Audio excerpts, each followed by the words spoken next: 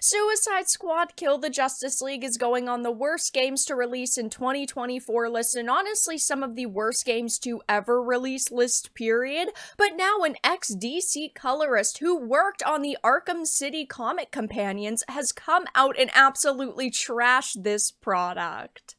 I have a few things to show off, but before we get into the topic, if you enjoy the content I create, check out the links in the description, follow me on social media, and consider supporting through Patreon or via YouTube memberships. Now, obviously, I've had to talk a lot about Suicide Squad Kill the Justice League on this channel. I did a full playthrough. I tried to give it the benefit of the doubt, but it just ended up being one of the worst video games I have ever played, and definitely the worst superhero slash comic book video game I've ever played, and I absolutely love the rest of the Arkhamverse. It is a shame that this is part of the Arkhamverse just because of how much it damages the legacy.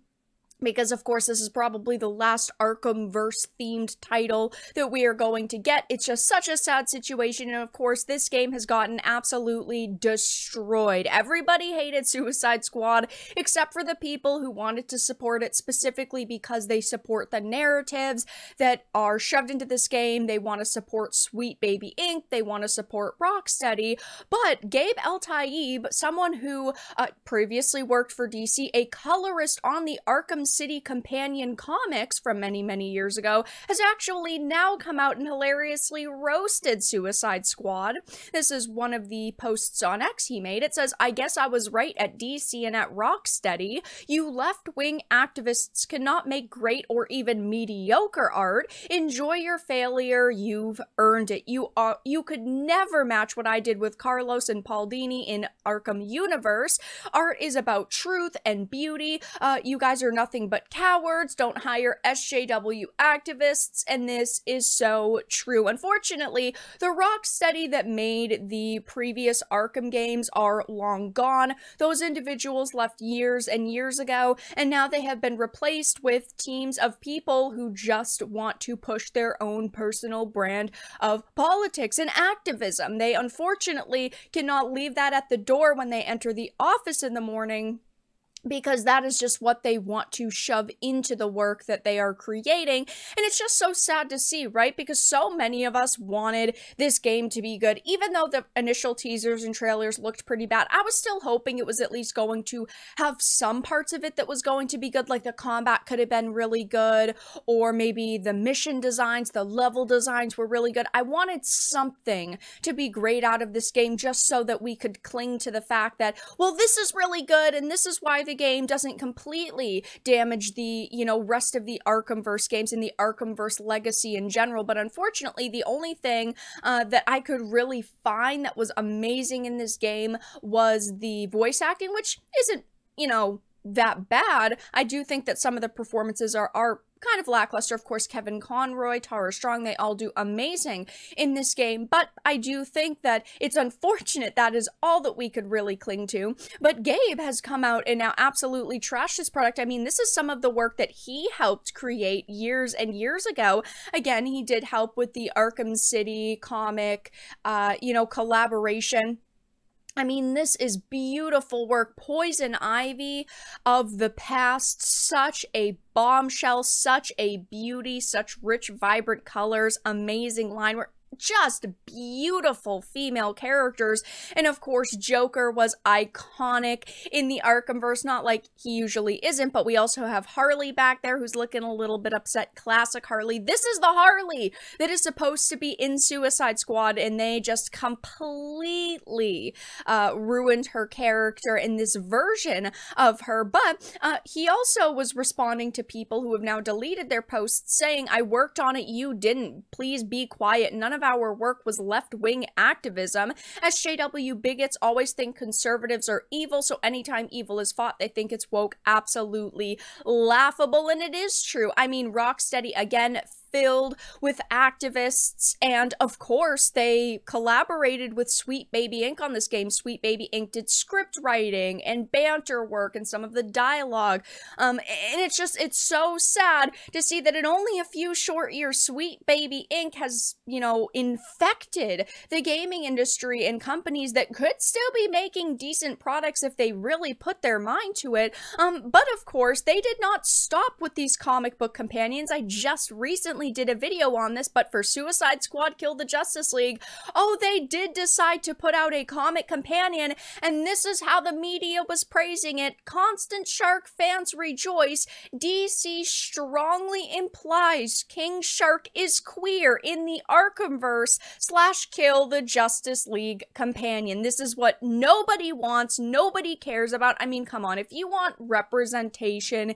in media, that's one thing, but do you really feel accurately represented by a queer shark? Because I just don't see normal people going, I'm so happy that King Shark is queer now, that they're confirming it again. And it's not like they hadn't confirmed it in the past or hinted towards it in the past. They've definitely alluded to it a few times. This is the third time, but this time they strongly implied it, and they made it pretty much clear as day so nobody could, say, well, that's just the way that you interpret it. No, they went full-blown into it, and this is how they wanted to market this comic companion to King Sharks being in Arkhamverse Kill the Justice League. I mean, this is what people wanted. This work from years ago. I mean, Arkham City, of course, in my opinion and many other people's opinion, is the best Arkhamverse game, and in my opinion,